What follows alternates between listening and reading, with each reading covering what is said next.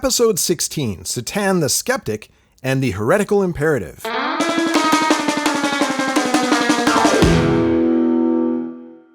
has been a while since we last checked in on our friends in the lands of the skeptics. So for this video, I thought it might be interesting to visit one of that continent's most famous, if not most celebrated, residents, the being who calls himself the adversary, but who is known to his neighbors as Satan.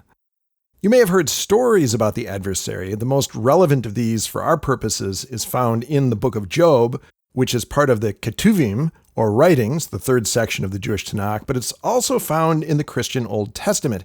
In the book of Job, God gives permission to the adversary to test Job, and the adversary has claimed that Job would turn away from and curse God if he experienced enough suffering. And what suffering is visited upon Job indeed? His cows and donkeys were taken at the same time that some of his servants were killed. Then the fire of God burned up his sheep and killed more servants. Then even more servants were killed when some folks came and carried off Job's camels. Then a great wind collapsed a house on top of all of his kids and killed them all.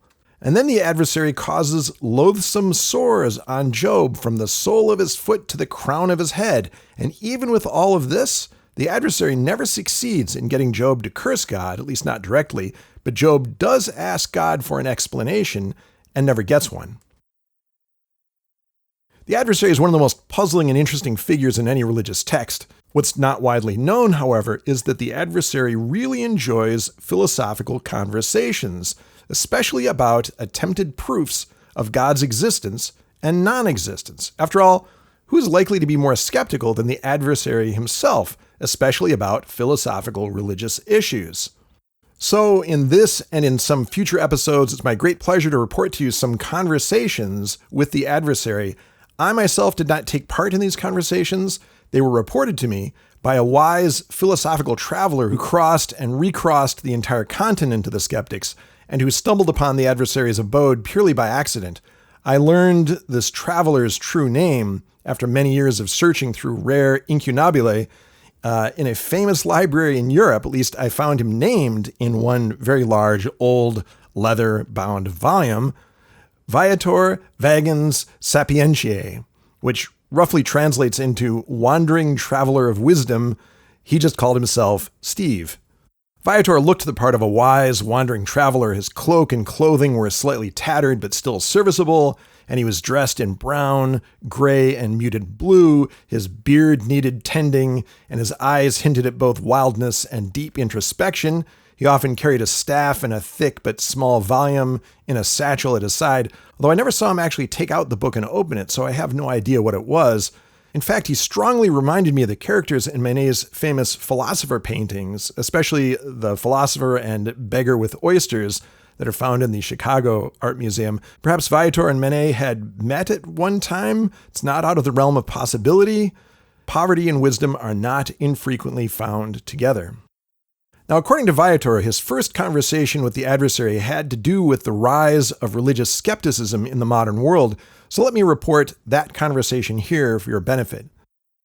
Philosophers working in the Western tradition have discussed possible proofs of God's existence and non-existence for centuries. The thing is, the reasons why philosophers have sought such proofs of God's existence or non-existence have actually changed over time. From a modern perspective, this shouldn't be all that surprising, since we know with our greater knowledge of the history of religion, and history in general, that religion is a process and not a static thing.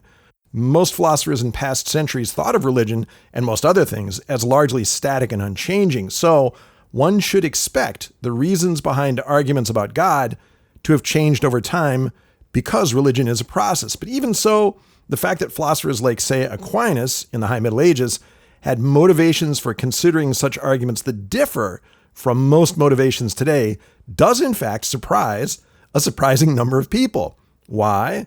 Well, it all has to do with something called the heretical imperative, and it was this, the heretical imperative, that was the subject of Viator's first long conversation with the adversary. So what is the heretical imperative? Let the adversary speak to this.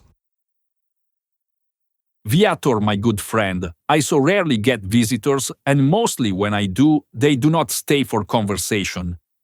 Yet you have nearly inundated me with questions about proofs and disproofs of God's existence, one of my favorite topics. Before we discuss those, however, you need to understand something. Your world of today differs greatly from the world in past centuries in a number of important ways.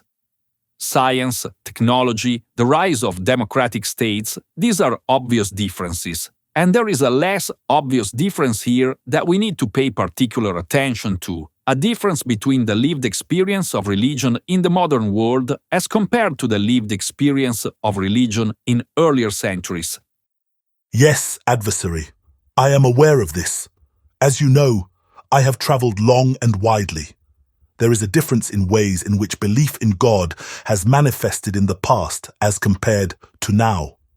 But how would you name it? Viator, there was a theologian and sociologist for whom I had great respect, named Peter Berger. In 1979, he published a book called The Heretical Imperative, Contemporary Possibilities of Religious Affirmation. This is exactly how the modern world differs from the world in centuries past. Today, most people around the world have or will encounter something called the heretical imperative.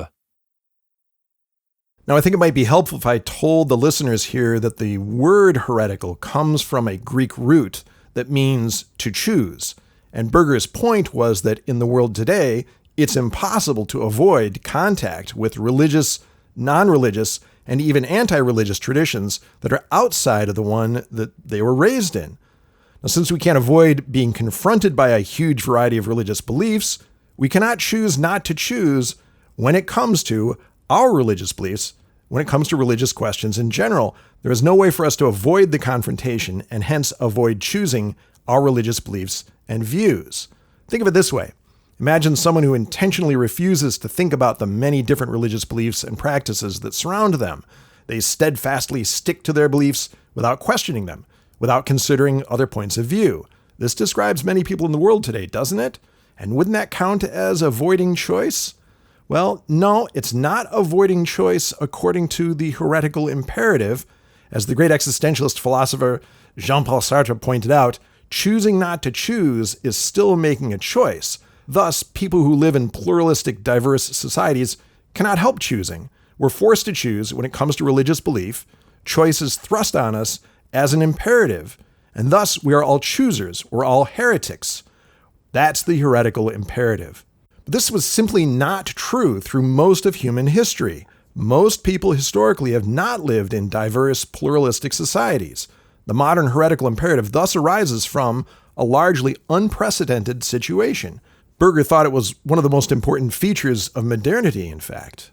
In any case, the vast differences in the lived religious experiences of those in centuries past and those of us who live in the modern world matter when it comes to trying to make sense of the ways in which philosophers of various times and places have understood arguments for and against the existence of God. The adversary can explain this better than I can, however, since he's been in all places and all times where there has been skepticism. Viator, I know you must be familiar with St. Thomas Aquinas' 5 ways to prove God. Now I ask you, wouldn't one have been enough? Why did old Tom offer 5? Seems pretty redundant. I know the answer to that one. Adversary. Aquinas was thoroughly devout. God's existence was never really a question for him. For Aquinas, God's existence was a fact, as much a fact as the sky is blue and grass is green, and 2 + 2 = 4 are facts.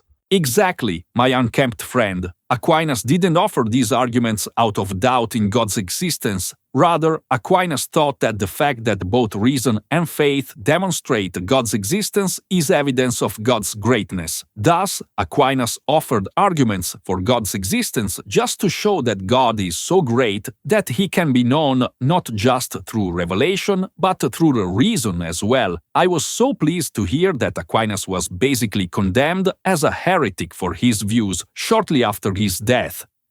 The Church should never have changed their mind about this. And now, look at Aquinas. He is among the most respected and authoritative religious philosophers ever. I have half a mind to transport him into the modern world so that he could experience the skepticism and doubt engendered by the heretical imperative. Friend adversary, I have a question.